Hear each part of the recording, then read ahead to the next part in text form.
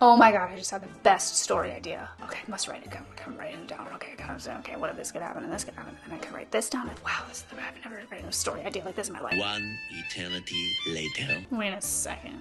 So he's super stubborn in chapter 1 and then suddenly a pushover in chapter 4.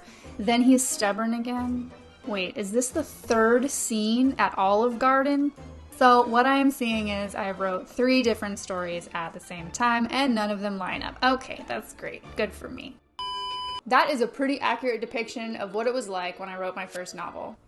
Let me know if you relate. You have an initial idea, you start writing, and then you finish your draft. It's so exciting. You read back through it and you're like, where's the story? What did I actually write? We don't want to do that. Your time is precious. So everything you put into writing, we want it to turn into an actual story that works. If you want to work through these steps in more detail, grab my free story starter. I'll link it below. Okay, step 1 for turning an idea into an actual story that works is you're going to develop an intriguing question. The greatest stories of all time turn their ideas into an intriguing question because intriguing questions grab a reader's attention. They demand to be answered. For instance, what if teenagers from rival families fell in love? What if a society repressed all memories and emotions in an attempt to control their people? What if a scientist figured out how to reanimate dead bodies? I guarantee you if you pick your favorite novel, you can find an intriguing question in there. That's why you're going to make one for your novel, so that it can be someone's favorite one day. So a question that draws readers in is going to include something that's unexpected or contradictory.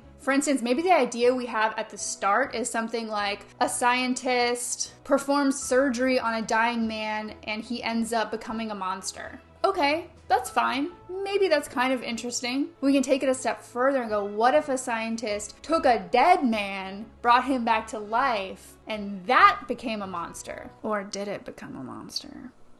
Now that is an intriguing question where you're like, I need to know the answer to that. I need to see how that plays out. Or 2 teenagers from rival families falling in love. Unexpected. Contradictory. They're rival families, yet these kids are coming together. So that inherently brings more intrigue because it's not supposed to happen. So I want you to look at your overall idea for your story and ask yourself, can I add anything unexpected to this idea? Can I add anything contradictory? And that'll lead you into the second step for turning your idea into a story that works. You're going to make a 1-line plot premise, and this is where you really highlight that aspect of your plot that is unexpected or contradictory. And this is really good practice because it not only helps you as you're writing your story, it helps you keep on track, but it also helps you as you start to pitch your story out there to editors, agents, publishers, readers. Having a really succinct, grabby plot premise is going to help you open the door for your book. Okay, so for example, I had a student whose original plot premise was something along the lines of, a woman needs to decide whether or not to divorce her husband. Like, that's a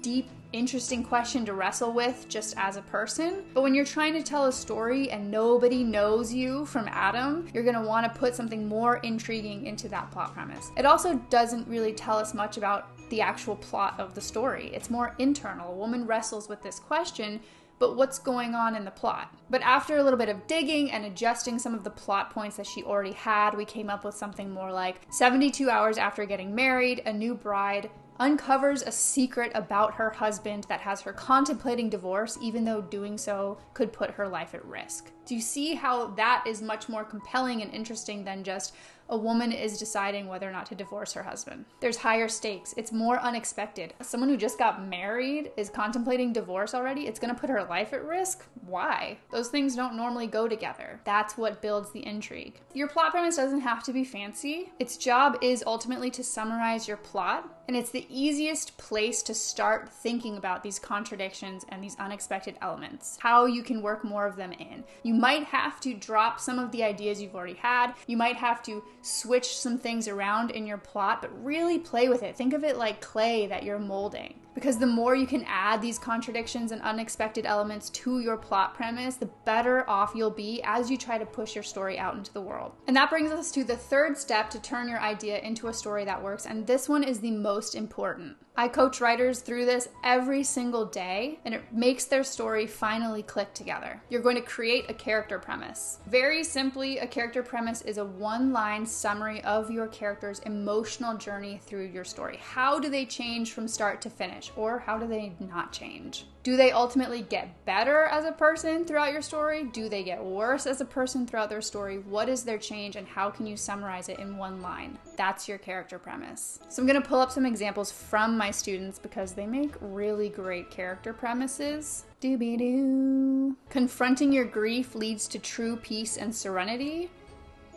Come on, that's so good.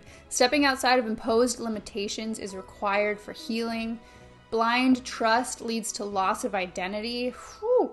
A broken heart unattended will steal joy and foster bitterness. Oh my gosh. Avoiding conflict only deepens the wound you're trying to ignore. These are so good. So a character premise is the most important piece of the puzzle because once you know the end point for your character internally, emotionally, as a person, you can shape every scene, every obstacle, every challenge to get them to that place. And suddenly your whole story comes together and is more consistent, complete, and it tells a really meaningful story. All right, so once you have your intriguing question, your plot premise, and your character premise, you can ask yourself as you outline, does this scene connect back to my intriguing question? Does it move the plot premise forward? Does it align with my character premise and help me get my character to where they're going to go? If no, then you know it doesn't belong in your story. If yes, write that sucker. And that's how you go from a messy bunch of ideas that you hope will come together, you're crossing your fingers, to confidence that you're telling a story that will come together. If you're ready to find your story's intriguing question, plot premise, character premise, and then use it to outline your novel, join my Story Milestones coaching group, and we can walk through all of that together. If you found this video helpful, subscribe for more just like it, and I'll see you next time. Happy writing.